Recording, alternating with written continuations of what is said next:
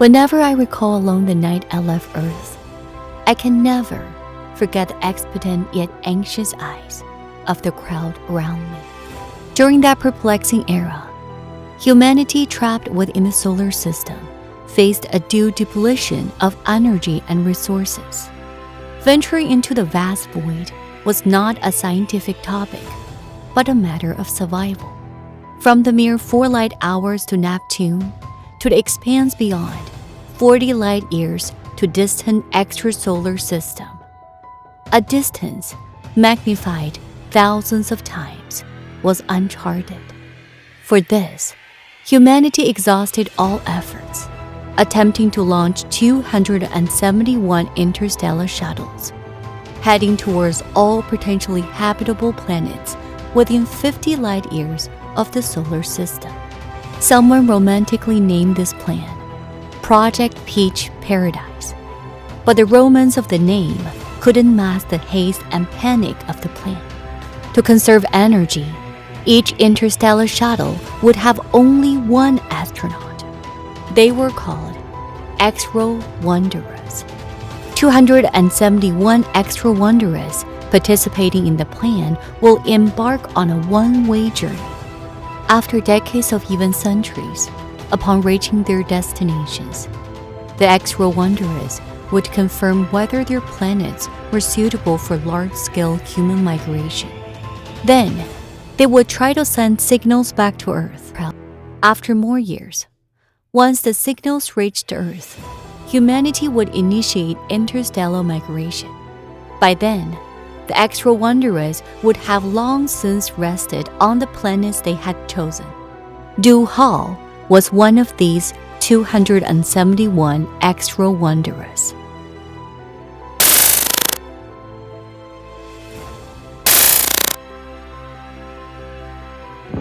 Ground control, this is Black Powder number 7. I have left Earth, now heading to the orbital space station Donut. Roger that. Black Powder number 7 received. All your data is normal. Interstellar shuttle, the unicycle is ready and waiting for you there. Roger, ground control. Ground control, this is Du Hao. I have entered the unicycle. The space station staff have already calibrated equipment, but it would be best to check again. After all, you leave Earth's orbit and enter acceleration. You will need to enter the sleep pod.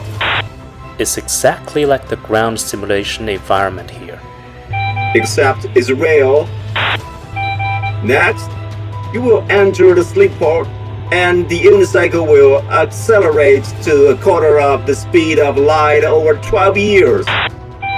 Then it will run for 48 years and decelerate over another 12 years until it reaches the Gliese 67 stellar system. After this 72 years, when I wake up, I wonder what Earth will be like.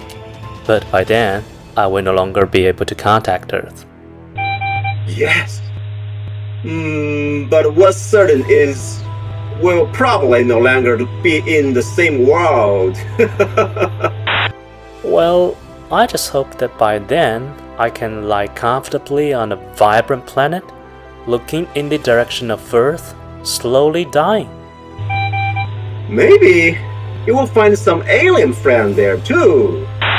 You sure they'll be friends? Hard to say, but I still admire the 271 Exo Wanderers, including you. You are going to explore an unknown world alone.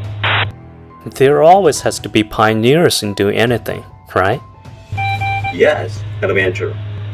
Safe travels. We likely won't meet again. I'll have my children remember you.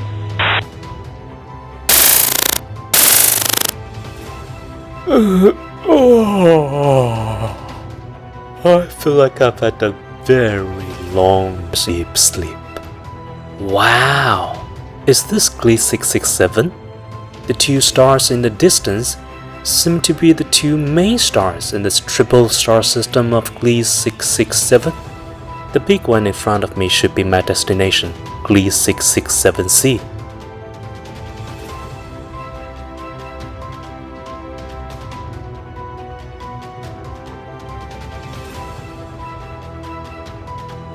What's going on? Power system failure. Air circulation system failure.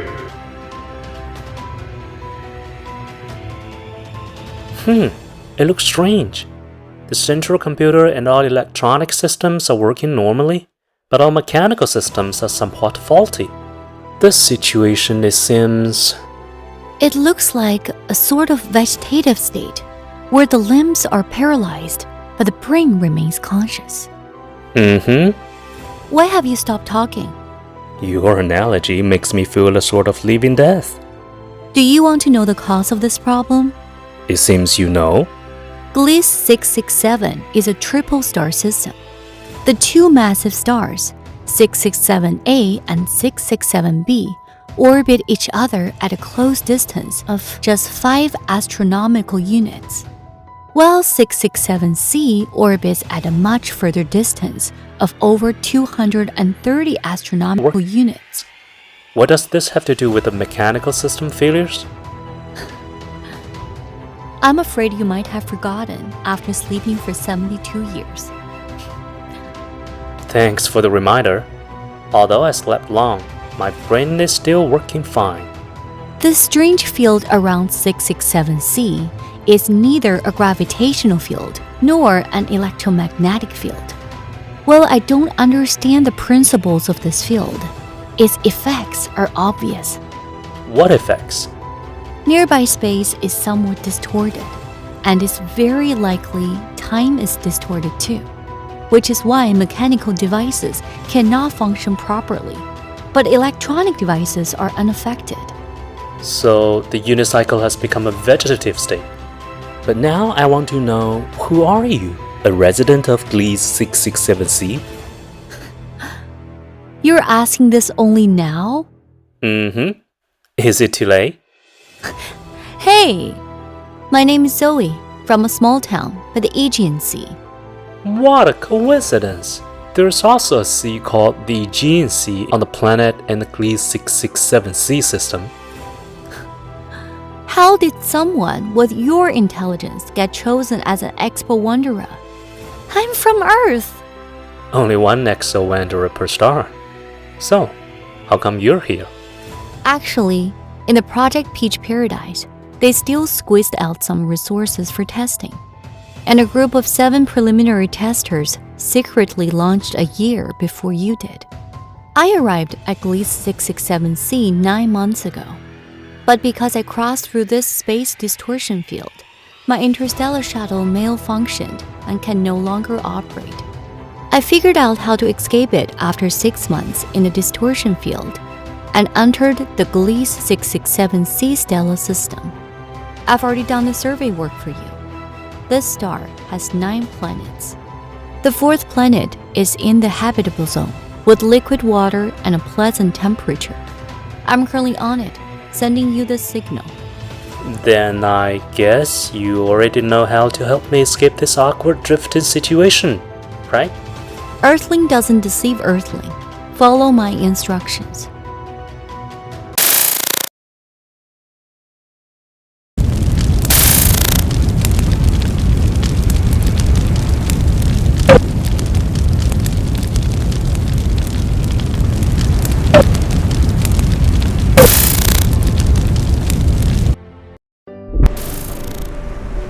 It looks like you've already set up a base here.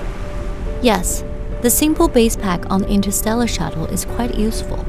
My Interstellar Shuttle also have several mag tanks for planet exploration. Yours should have them too, right? Yes, and they're equipped with a powerful weapon system to deal with potential alien threats. After all, no one has been here before. From now on, my experience and yours are the same. I haven't had time to explore deep inland yet. This planet really looks like Earth. If I were reckless, I might directly signal Earth to come here. When I first landed here, I also noticed this. It seems like a second Earth, with waves, forests, and sunshine. Undoubtedly, this is a planet with life. Maybe we still need to understand more about it. It might be a planet with half-life. Maybe even a planet with intelligent life. Half-life? What fierce beasts have you encountered here in this 2 months? No, not just fierce beasts. I haven't encountered mosquitoes or flies either. So, half-life means no animals? This planet, according to Earth's naming convention, should be called Gliese 667 CE. But it looks like you should change its name now to Garden Planet. What you said is quite apt, at least for now. It seems like a huge botanic garden. Except for that. Are you talking about those iron towers?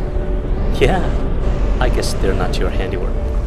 It doesn't seem like the interstellar shuttle would have such equipment.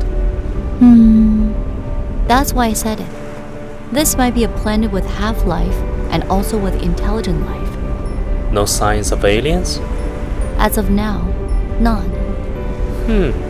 It's like an abandoned botanical garden. At least it seems like a botanic garden without a gardener for now. Anyway, let's head to the Iron Tower. We're setting up a temporary base at each tower as a supply station. Let's go, Explorer. I haven't been there before you arrived.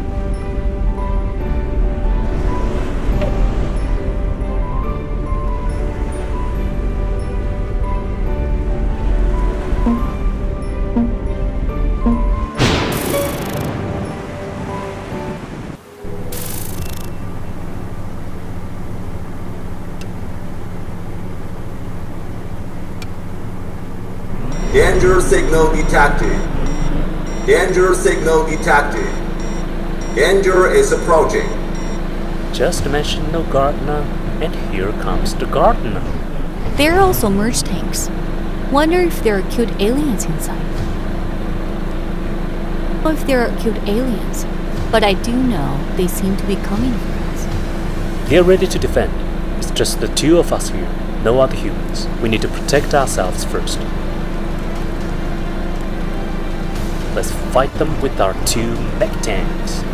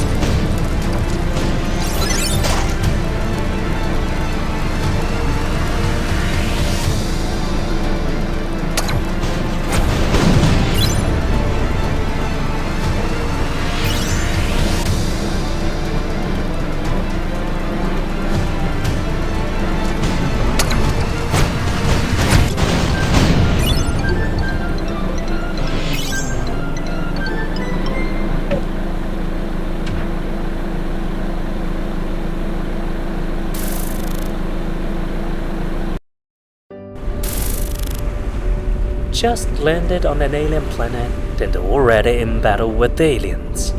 How thrilling.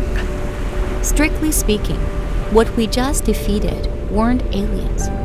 Right. They were just a bunch of autonomous alien machines. Who's controlling them from behind? Let's move ahead and see. There might be answers.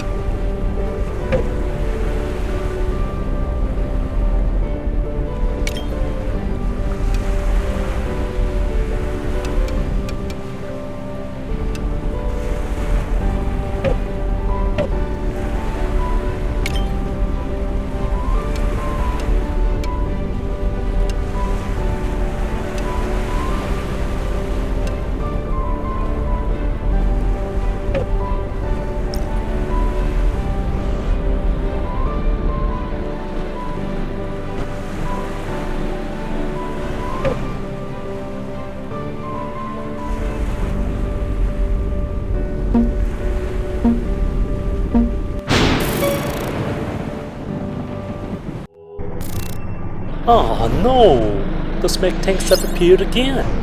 Can you be a little more positive? To me, these mech tanks looks more like supply boxes. They seems to have a lot of ammunition stored. Destroy them, and we might get those supplies. The latest advice is always right. What are we waiting for? Let's go! Hold on, don't be reckless. Our interstellar shuttle can provide interstellar travel, but it can still scan the ground area. This radar map is really useful. The red dots should be those mech tanks wanting to destroy our supply system. Destroying the mech tanks might cause them to drop some parts. On this planet, mysterious particle energy fragments also appear frequently, though I still haven't figured out their purpose. On the radar map, parts and particle energy fragments are displayed as blue gear icons, which can immediately enhance our merchandise. On the radar map, they appear as yellow exclamation mark icons. Now, let's go destroy them. While destroying them, we also need to protect our supply station.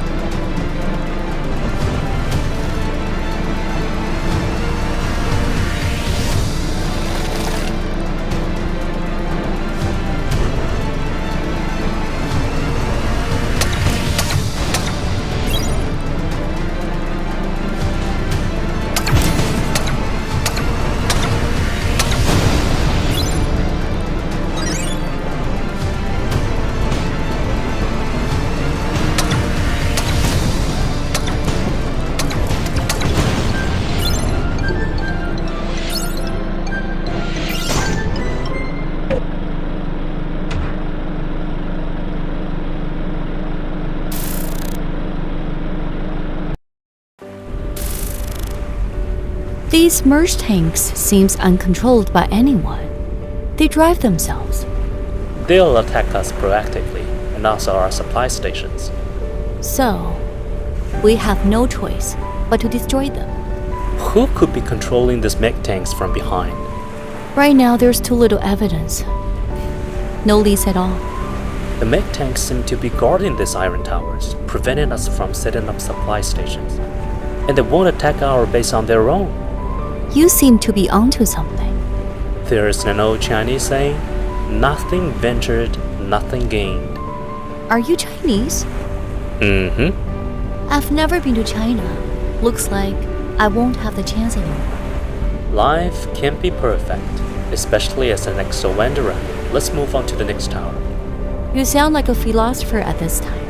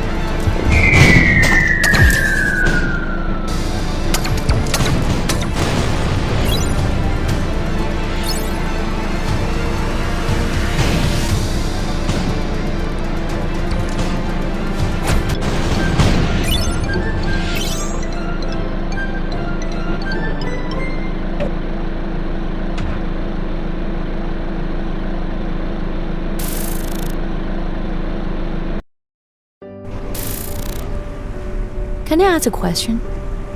Why did you choose to become an Exo Wanderers? Before becoming an Exo Wanderer, I was actually a professor in the Archaeology and History department at Earth Exploration University. Wait. Did I hear that right? Yeah, I am a teacher. To be precise, my main research was on ancient Chinese history. Why would someone who studies history want to explore space? The birth of ancient Egyptian civilization began in the settlement of Fayum. The civilization in Mesopotamia originated from Sumer, but ancient Chinese civilizations has a distinct difference from them. If we take a blank map of China and mark the typical ancient civilizations on it, this map will be scattered with traces of civilization. This phenomenon is normal. Aren't you from the Aegean? If you use a map of Aegean to mark ancient Greek civilization, it would be similar. Yes, in ancient Greece, there were many city-states, similarly scattered. The origins of civilizations are probably similar. What is the special point about ancient Chinese civilization you were mentioning? On this ancient Chinese map, the points, unlike ancient Greece or ancient India, all the civilization relics are highly interconnected. Even though there are many points, they can be seen as originating from a unified source. Ancient Chinese civilization points like Liangzhu in the lower Yangtze, Shimao in the upper Yellow River, Hongshan in the Liaohe River basin, and Sanxingdui in Sichuan, as well as numerous other sites like Longshan and Yangshao in the middle and lower Yellow River. At the birth of these civilizations, most of them had very distinct culture features. Historians in China have described this period of origins as a sky full of stars. Over time, the barriers between civilizations were broken down, and a great blending of cultures ensued. The civilization of ancient China gradually merged into a more unified whole, the precursor to modern China. The earliest settlements were far apart, but gradually they connected physically, which is quite normal. Isn't the whole Earth civilization the same? Yes, the fusion of civilizations has continuously occurred on Earth. However, we have not observed this phenomenon in the universe. You mean? We have not seen the fusion of civilizations in the universe, just as with a sky full of stars during the origins of ancient Chinese civilization. I mean, our night sky truly has a sky full of stars, but these stars seem to have no communication between them. Just because we haven't seen it doesn't mean it doesn't happen. It's just that we haven't observed any civilizations outside our solar system, and the stars of the universe are too far apart. After all, it took us 72 years to travel from Earth to here. The planets in the universe are indeed very far apart, but this does not explain why the universe is so quiet. We haven't communicated with any other settlements, nor have we seen any. So, I really want to know if there are other settlements and if they are communicating. Joining the Exo Wanderer program was my only chance to set foot on an alien planet in my lifetime. Despite the high risks, I still really wanted to try. Hey, you're lucky now. You've come to a planet with life, yet it is also so quiet. You're right. With such a diversity of life, it shouldn't be quiet here. We should keep moving forward. Maybe we'll find an alien settlement.